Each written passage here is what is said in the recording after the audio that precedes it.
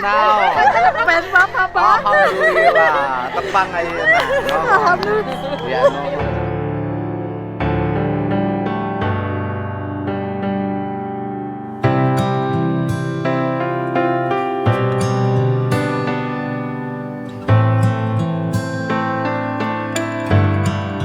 Teh miluan.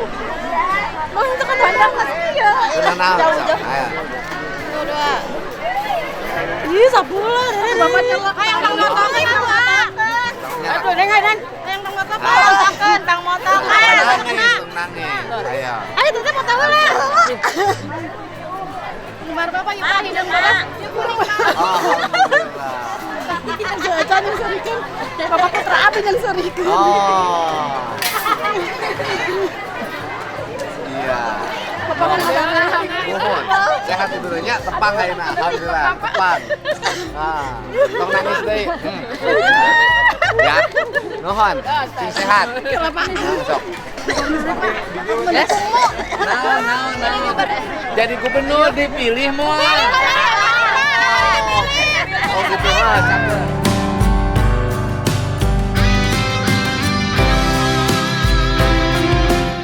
Semoga Allah selalu membimbingmu dan biarlah angin menuntun langkahmu.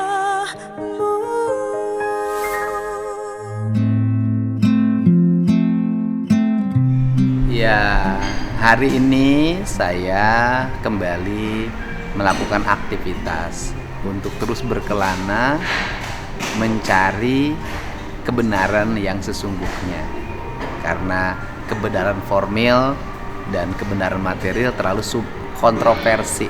Meski sudah mendapat keputusan hukum yang tetap, bahkan sudah mengajukan gerasi ya, tapi gerasi itu juga kontroversi karena gerasinya disiapkan oleh pegawai Lapas Cirebon, dan saya nanti akan nanya pada pegawai tersebut apa sih dasarnya mengajukan gerasi tanpa sepengetahuan orang tua, tanpa sepengetahuan kuasa hukum, seolah-olah loh menggiring para terpidana untuk menyatakan bersalah, meminta pengampunan padahal mereka sudah bertahan lama sampai disiksa, tidak mau mengakui perbuatan yang tidak pernah dia lakukan.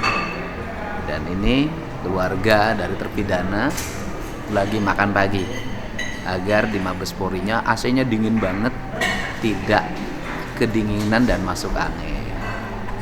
Ya Bu ya, biar tidak masuk angin. Iya. Makasih Pak sarapannya. Makasih apa? Sarapannya. Oh, makasih sarapannya. Nah, di rumah belum sarapan. Untuk semuanya iya. Jam berapa berangkat? Jam 5. Jam 5 ya? Setengah 6 ya, sampai berangkatnya setengah 6. Oh. Tunggu gitu. Ibu ini paling berani di antara yang lain. Insya Allah. Ibu ini sekarang lagi diburu oleh pengacara ya? Pengacaranya Pak RT Pasren ya? Iya. Disomasi coba. Oh, disomasi. Disomasinya disuruh apa? Suruh cabut laporan. Oh, terus? Udah itu aja. Oh, terus? Ya saya insya Allah nggak mau lah orang Oh, Pak Ibu RT. mau nyabut laporan nggak? Enggak. Enggak. Kenapa Ibu nggak mau nyabut laporan? Ya karena saya benar-benar nggak ngerasa ngasih amplop ke Pak RT. Oh. Dan saya juga nggak memohon di pangkuannya untuk memohon Pak RT berbohong. Jadi Ibu tidak melakukan perbuatan yang melawan hukum, Iya. sebagaimana yang dituduhkan. Iya. Sebenarnya kalau mau jujur, berarti Ibu mendapat fitnah berapa kali? 2 kali kan? Iya, 2 kali. Anaknya harus mendekam di penjara karena fitnah. Iya. Ya Bu? Iya. Yakin nggak? Adik ya bukan anak? Adik Adik Ibu mendekam karena fitnah? enggak yakin. Bukan, adik Ibu mendekam di penjara karena fitnah, yakin nggak? Yakin. Yakin. Yang kedua, Ibu pun mendapat fitnah lagi dengan tuduhan bahwa Ibu mengiming-imingi uang, Iya. duduk di pangkuan RT Pasren Iya. dan meminta Pak RT Pasren untuk berbohong. Iya. Itu kan? Iya. Oh iya. Makanya sekarang Ibu mau kemana lagi? Mau ngapain? mau ngelaporin si AF sama Dede. Kenapa si Aep dan Dede dilaporin? Ya karena dia bilangnya melihat kejadian anak-anak itu melakukan Pelemparan, mengejar Iya. pada malam hari, Iya. jam setengah 10 malam. Iya. Aep dan Dedenya di warung rokok. Punyanya warung rokok, warung Madura. Sedangkan yang punya warung Maduranya tidak mengakui Iya. ada peristiwa itu. Iya. Sekarang makan yang banyak, biar tenang. Beras di rumah masih ada nggak? Masih. Listrik kebayar nggak? Kebayar. Kebayar. Hidup agak tenang nggak? Insya Allah tenang. Agak tenang. Nanti akan lebih tenang kalau adik-adiknya, anak-anaknya semuanya terbebas.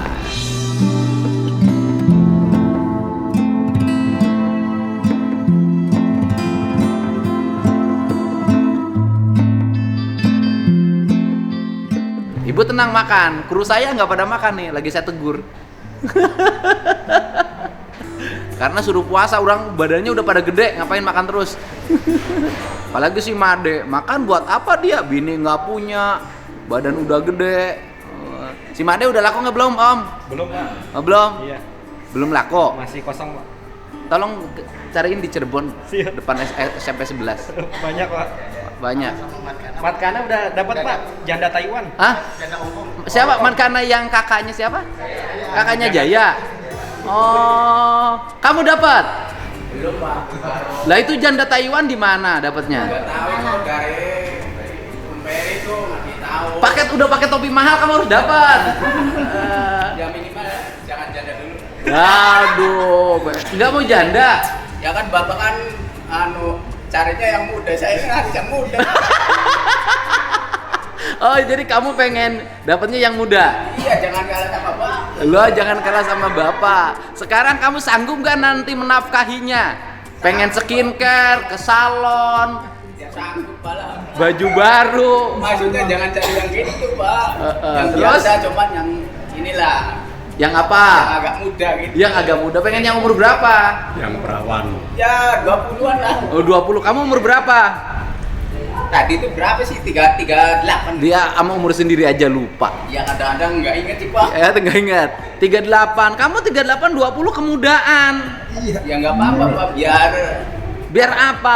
Perempuannya kabur, taruhan deh, kabur perasaannya. Kamu nggak akan bisa ngurusnya. Pakai obat. Apa datangnya jodoh aja. Nanti aja, Pak. Yang pasti cari yang agak ini, Pak. Agak muda, Pak. Karena perempuan muda ini ongkosnya juga harus ongkos muda. Betul nggak, Bu? Iya. Udah, kamu mah cocoknya sama janda. Jandanya anak Ada 3. Ya nggak apa-apa, biar kamu malam pengantinnya nggak usah latihan. Nah, dari kasus ini coba siapa yang paling dilema? Yang paling dilema tuh Sudirman, anaknya bapak. Ya kan? Keterangan-keterangan masukin temennya masuk penjara. Keterangannya juga membuat Peggy jadi tersangka walaupun dibebasin. Siapa ya? Itu aja kayak tuh sama Diman nggak bukan kecewa lah. Oh. Tapi Sudirman katanya sekarang lagi sombong kata teman-temannya. Ya juga dikasih HP, Dikasih apa sih? HP katanya. Dikasih HP. Kasih makan ayam terus. Terus Saya kan kemarin ketemu sama siapa yang di LP apa? Kebonwaru. Supriyanto, Terus Hadi terus Eka. Nah, kan ya satu Rivaldi kan di luar ini. Ya kata mereka itu, kata Supriyanto, kata Hadi, kata Eka, Sudirman itu sekarang agak sombong. Kalaupun bertemu katanya merokok gini baru. Karena dia lagi jadi anak manja, kemudian lagi hidupnya senang, makannya enak, hidup terpisah dari teman-temannya katanya. Kata mereka, bukan kata saya. Kemarin menyampaikan keterangannya waktu bertemu. Wah, katanya gitu. Coba bayangin. Nah, ini lagi perang nih. Ini teman kita yang di dalam pasukan kita kerjanya nembakin terus. Setelah nembakin, setiap kita ada di satu tempat, dia cerita ke musuh, dia ada di sini. Coba. Tapi sebenarnya kita nggak tega karena kemampuan dirinya yang terbatas. Ya kan, ini ada rombongan nih di antara ini. Rombongan di antara ini, jangan bilang sama siapa-siapa kita di sini. Dia langsung WA, "Hei, ada di sini nih, kita ada di sini." Wah, musuh nyerang. Itu logika perangnya begitu. Nah, terus kemudian setelah itu orang lagi tembak-tembakan lawan musuh. Nah, Sudirman tuh nembakin teman-temannya, duar. Kayak gitu. Nah, itu logika lo dalam logika perang begitu. Betul nggak, Bu? Ibu makan aja dulu, telurnya habisin, Bu. Ibu telur masih punya kan di rumah? Masih. Ada 2 ya? Yang 2 telur siapa? Bapaknya. Oh, telur bapaknya. Telur bapaknya. Semangat, Bu. Semangat. Kalau dengan saya kan aman, ongkos aman, makan aman, pulang ke rumah aman. Alhamdulillah. Susah nyari kayak gini, pura-puranya sombong, padahal mah enggak. Ya Pak ya. Sekarang udah agak terang-terang kan? Iya, udah agak terang-terang. Setelah pagi bebas. Setelah pergi bebas makin semangat ya? Iya Pak. Yang lainnya mudah-mudahan bisa keluar Pak. Iya. Nanti saya juga jadi saksi di kasusnya Sakatata. Ya amin Pak. Sidang Iya. Cirebon. Ini lagi di sini lagi ngomong. Kita nih lagi ngadepin musuh di sana. Ditembakkan dari sana. Sudirman bukan nembak musuh, malah dor. Ini kalau perang, Sudirman tuh seperti itu perilakunya. Iya. Karena dia mengalami problem, gitu loh. Terus lagi musuh nyerang kita tuh lagi sembunyi. Lah Sudirman langsung teriak, "Aku di sini." Gitu loh. Nah, caranya bagaimana? Begini loh, Pak. Ini nih saya ngomong. Kalau Sudirman diperiksa, kan nanti akan diperiksa kemampuan intelektualnya. Kalau dia tidak memenuhi syarat intelektualnya, bisa jadi dia tidak akan diproses. Karena dia tidak bisa dijadikan objek hukum. Artinya bahwa Sudirman itu sosok yang tidak bisa melakukan perbuatan hukum. Dia di bawah pengampuan. Nah, nanti ada proses hukumnya tuh untuk di bawah pengampuan. Nah, kalau seperti itu bisa jadi kasusnya pun gugur.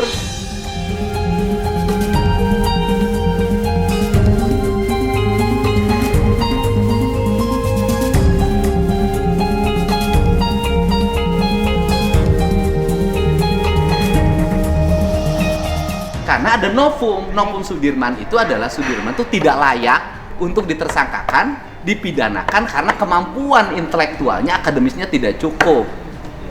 Akhirnya, Sudirman itu tidak layak diberikan diterima kesaksiannya. Setelah itu, Sudirman itu salah kalau dipidanakan. Karena dia tidak cukup punya kemampuan akal yang memadai seperti yang lain. Iya, betul. Itu loh, Pak. Iya, betul, Pak. Gitu.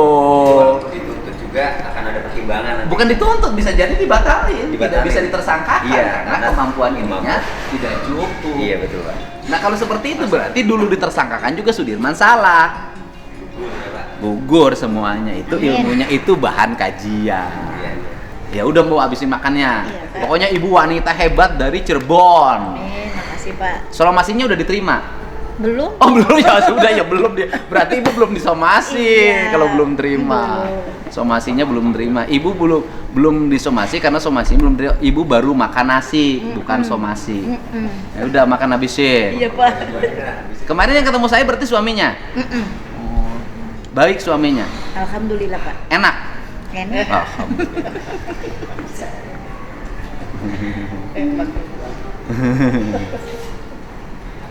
Berarti ini keluarga siapa? Biar Eko Ramadhani. yang Ada bapak di yang dalam. ibunya punya warung itu.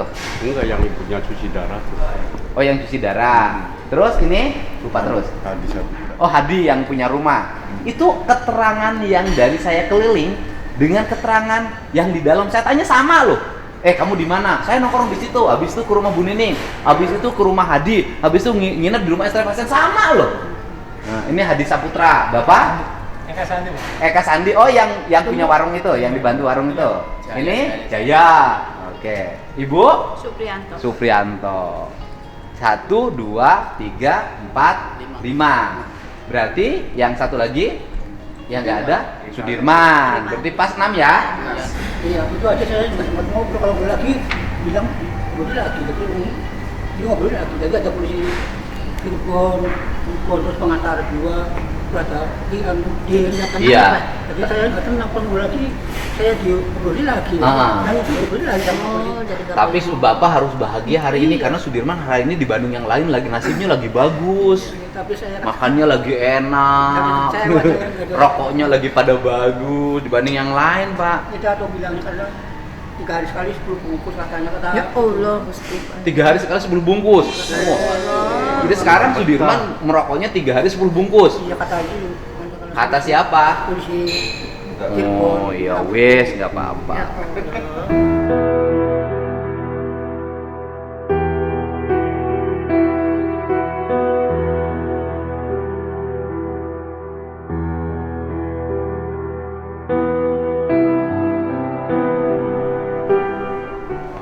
Enak kan? Wah, sekarang nggak akan masuk angin. Makannya udah makan. Ini kenapa nggak dihabisin, Pak? Sayang Pak kalau nggak dihabisin, soalnya harus dibayar. Giginya ini. Oh giginya siapa yang masih cukup? Nah, kamu nih yang dapat janda. Ini nih habisin. Udah kenyang. Ibu habis. Jadi jandanya ketemu mana? Belum ketemu Pak. Katanya yang anak 3 di Taiwan. Iya maksudnya baru tukar nomor aja. Oh tuker udah di medsos. Enggak, ya langsung dari Mary tuh, Mary mana sih? Dari siapa? Mas Mary tuh. Oh dari Ferry. Oh, dari Ferry. Nggak tahu dia sukanya sama saya itu apanya gitu. Oh iya. Ya, mudah-mudahan. Tapi enak kalau sama janda anak 3. Jadi malam pertama nggak usah latihan. Tuh. Udah lancar. Udah gini aja latihan pertama sama janda anak 3. Nanti setelah lancar baru sama perawan. Ini dihitung habis aja mas. Padahal nggak sama sekali. Ayo. Cobain dulu nikah. Nanti ini biar kelar dulu Pak. Oh udah kelar, udah PK-nya selesai. Oh, sudah bebas, baru nikah. Ya, kelar. Kamu mau ngundang saya nggak kalau nikah? Insya Allah diundang Pak, pasti. Pasti. Jadi saksi. Ya bareng nanti kalau dari saksi bapaknya mau ya nggak apa. Ya, nanti tapi. Iya jadi, PK-nya jadi saksi loh. Saya siap jadi saksi.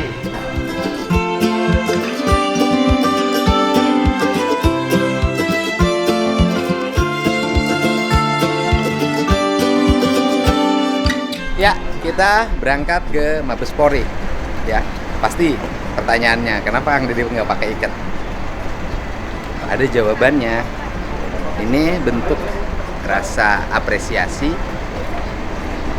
terhadap bebasnya Peggy Setiawan.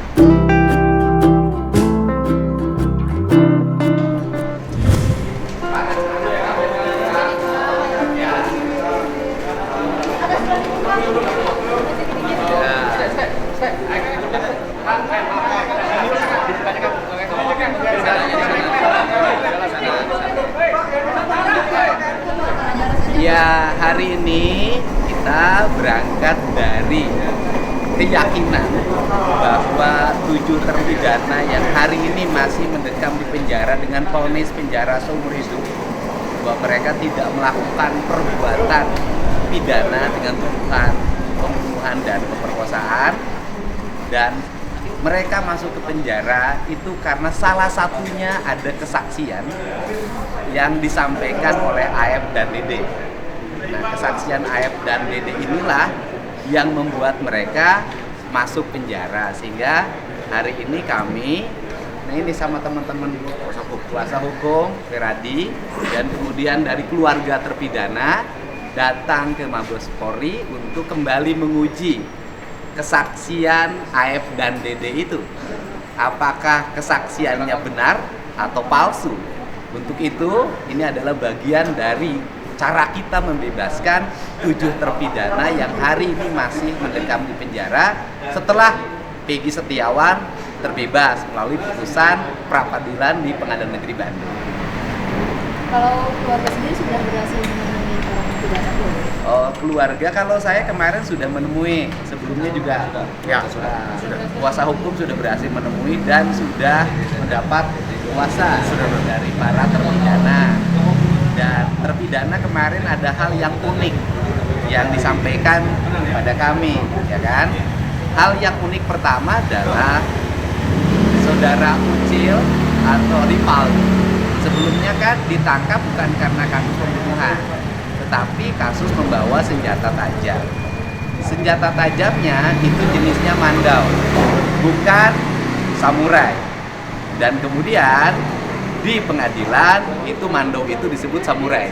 Yang pertama. Yang kedua, bahwa para terpidana kemarin menyampaikan pada kami mereka ditangkap di depan SMP 11 oleh unit narkoba dipimpin oleh Ibtu Rudiana. Waktu itu Ibda ya. Kemudian dimasukkan ke unit narkoba dan mengalami berbagai penyiksaan. Setelah itu mereka disodorkan berita acara yang harus ditandatangani. Kemudian mereka juga menyampaikan bahwa batu dan bambu yang disebut di pengadilan adalah balok, padahal itu bambu, itu disiapkan oleh saudara Jaya dan saudara Sudirman yang waktu itu disuruh nyari bambu dan batu untuk sebagai alat bukti.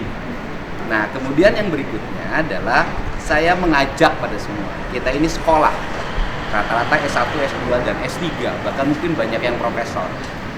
Kita ini hari ini terkecoh oleh satu orang yang kesurupan, namanya Linda. Kemudian Linda direkam oleh Ibu Vina, kakaknya Vina. Kemudian diserahkan ke Ibtu Rudiana. Linda itulah yang menyampaikan bahwa ada pemerkosaan dan pembunuhan oleh 11 orang. Dan kemudian itu orang kesurupan yang menyampaikan 11 orang itu. Kemudian 3 orang yang dinyatakan DPO itu dan 2 orang di-delete ya, dianulir oleh Polda Jabar itu berdasarkan keterangan Sudirman yang sekolahnya 17 tahun baru lulus SD. Artinya tidak naiknya 4 kali. Dan kita tahulah Sudirman tidak memiliki kapasitas daya pikir yang cukup untuk memberikan penjelasan hukum yang bisa berakibat pada terpenjaranya orang lain. Sudirman saya yakin kalau ditanya hari ini beda lagi. Ini kan disebutkan sama polisi kalau yang terpidana ini sudah inkrah, maksudnya itu gimana? Iya, sudah inkrah kan memang proses hukumnya sudah dijalani. Saya katakan hukum formalnya kan sudah inkrah. Yang saya perjuangkan adalah hukum esensial, hukum substansial, dan hukum kebenaran yang sejati. Dan itu masih ada ruang namanya PK. Dan ini adalah para kuasa hukum yang akan memperjuangkan PK-nya. Dan laporan ke Mabes Polri bagian dari upaya PK hukum kita. Kalau misalkan Aib dan Dede berbohong, apa sih kepentingan dia untuk kemudian melakukan pembohongan ini gitu? Karena kalau saya lihat dia orang biasa, orang kecil, tukang stem aja, nggak ada kepentingan besar buat menjarakan orang itu orang. Oke, Anda bisa lihat dari tayangan yang dilakukan secara sistematik, ya, hampir 60 tayangan saya sampaikan bahwa ada problem awal konflik antara mereka dengan Aib dan Dede, yaitu peristiwa penggerbekan tempat pencucian mobil karena di dalamnya ada perempuan dan terjadi pemukulan segala, dan itu diakui oleh mereka ya. Dan kemudian yang berikutnya adalah juga kan ada kesaksian-kesaksian baru yang dulu mereka membuat kesaksian pada peradilan tahun 2016, di kesaksian pengadilannya berubah antara kesaksian BAP dengan di pengadilan, tetapi tidak ditanggapi. Dan sekarang mereka di Polda Jabar pun sudah membuat kesaksian baru, mencabut kesaksian yang lama. Kemudian mengenai Grasi, saya pikir gini deh, itu kan aspek psikologi. Orang yang sudah divonis penjara seumur hidup, yang hidupnya ada di tangan para penjaga lapas, kemudian didatangi, ditawarkan, nanti ada keringanan hukuman. Nggak ada pilihan bagi mereka. Apalagi mereka tidak memiliki kecakapan di bidang hukum. Saya pikir siapapun yang merasakan itu akan mengalami peristiwa yang sama dan mungkin akan melakukan yang sama karena nggak ada pilihan. Tetapi kan seluruhnya harus dikoreksi. Saya katakan sekali lagi, saya meyakini bahwa mereka tidak bersalah. Saya sudah sampai pada kesimpulan, saya meyakini mereka tidak bersalah.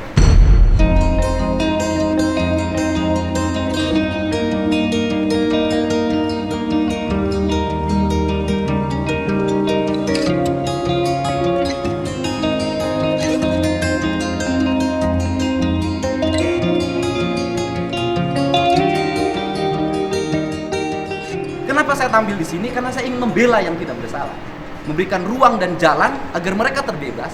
Tidak boleh negara ini menghukum orang yang tidak bersalah, kan gitu. Dan ini saya udah bicara dengan keluarganya, dan saya sampaikan di sini bahwa kekeliruan dalam pandangan kami atau peradilan yang sesat, pada akhirnya andai kata mereka terbebas dari hukuman dengan PK, mereka sudah ngomong tidak akan menuntut apapun pada negara.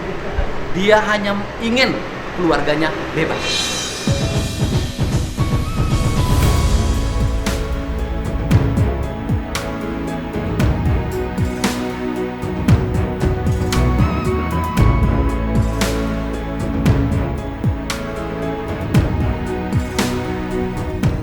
Ini saya jelasin ya masalah AF dan DD ya. Yang pertama saya mendatangi warung tukang penjual nasi yang di depan tempat pencucian mobil, di mana AF dan DD bekerja. Kemudian saya bicara dengan yang punya warung. Yang punya warung menyampaikan bahwa jam 5 kami sudah tutup. Kami tidak jualan nasi, apalagi jualan rokok. Kemudian hampir seminggu yang lalu saya bertemu dengan pemilik warung Madura. Saya undang ke rumah, dia bicara dan membantah. Tidak ada peristiwa kejar-kejaran, tidak ada peristiwa pelemparan. Jarak antara gang depan SMP 11 dengan warung itu hampir 100 meter, jam setengah 10 malam. Dan bahkan dia memberikan ilustrasi, andai kata ada pelemparan, kan saya di situ lihat. Andai kata ada kejar-kejaran, kan saya di situ lihat. Dan kemudian apabila ada mayat dibawa atau korban dibawa dari flyover ke belakang tempat pencucian mobil, dia harus lihat dan tidak melihat. Dan saya katakan yang paling menarik adalah peristiwanya terjadi di belakang tempat pencucian mobil. Itu di situ ada kebun kacang. Di kebun itu nggak ada bekas telapak kaki orang yang 11 orang itu terjadi pemerkosaan dan pembunuhan. Nah dari situ bisa terlihat ya. Apalagi kapal yang 3 ini saya katakan itu makin fiktif saya katakan. Untung Sudirman tidak menyebutkan 30 orang. Kalau menyebutkan 30 orang repot lagi itu nanti polisi nyari. Dalam pidana pembuktiannya kan bukan hanya keterangan saksi tapi ada bukti-bukti lainnya. Lantas kenapa hanya AF dan DD aja yang dipersoalkan? Loh, pertanyaan saya adalah apakah ketika vonis dijatuhkan ada bukti mereka membunuh? Pastinya ada, Bang. Nggak ada. Tidak ada buktinya, hanya kesaksian AF, DD dan RT Pasren dan Abdul Kahfi.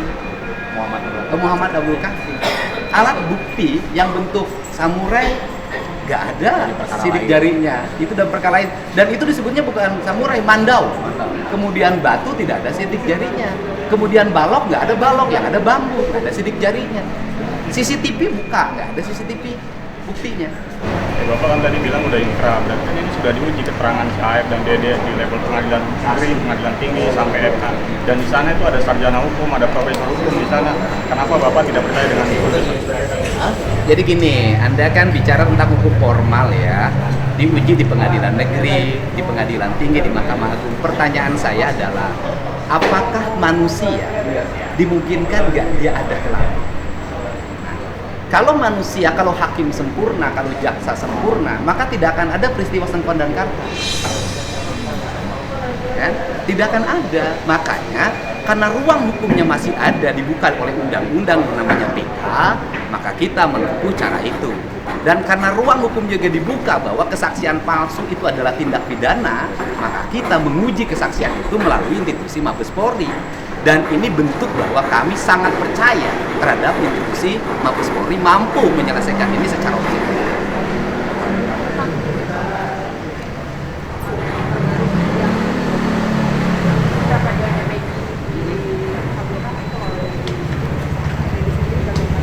Ya cukup menyambut gembira, dan itu membuat kita lebih bersemangat untuk membantu pembebasan 7 terpidana dan 1 yang sudah bebas, yaitu Sakatan. Ya, itu kan menjadi angin bagi kami.